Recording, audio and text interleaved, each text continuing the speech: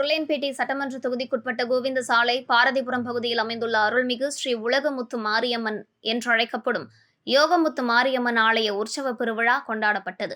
அதன்படி மங்கள இசையுடன் துவங்கிய விழாவில் கணபதி ஹோமம், ஸ்ரீ விக்னேஸ்வர பூஜை, அம்மனுக்கு பலவித நறுமண பொருட்கள் மற்றும் பூக்களால் சகல அபிஷேகம், தீபாராதனை ஆகியவை நடைபெற்றன. இதனைத் தொடர்ந்து பம்பை உடுக்கை வர்ணிப்புடன் அம்மனுக்கு அபிஷேக ஆராதனைகள், சக்தி கரகம் புறப்பாடு ஆகியவை நடைபெற்றது. தொடர்ந்து விழாவின் முக்கிய நிகழ்வான சாகை வார்த்தல் நிகழ்ச்சி உபயதாரர்களான நேரு மற்றும் அவரது குடும்பத்தினர்கள் சார்பில் நடைபெற்றது. இதில் சிறப்பு அழைப்பாளராக பங்கேற்ற மனிதநேய மக்கள் சேவை இயக்க நிறுவன தலைவரும் சட்டமன்ற உறுப்பினருமான நேரு என்கின்ற குப்புசாமி கலந்து கொண்டு நிகழ்ச்சியை தொடங்கி வைத்தார். இதனைத் தொடர்ந்து சுவாமி வீதி உலா நிகழ்ச்சி நடைபெற்றது. இதில் அம்மன் பலவித மலர்கள் மற்றும் ஆபரணங்கள் கொண்டு அலங்கரிக்கப்பட்டு பக்தர்களுக்கு காட்சி அளித்தார். நிகழ்ச்சியில் சட்டமன்ற உறுப்பினர் நேரு உட்பட பக்தர்கள் பங்கேற்று சாமி தரிசனம் செய்தனர்.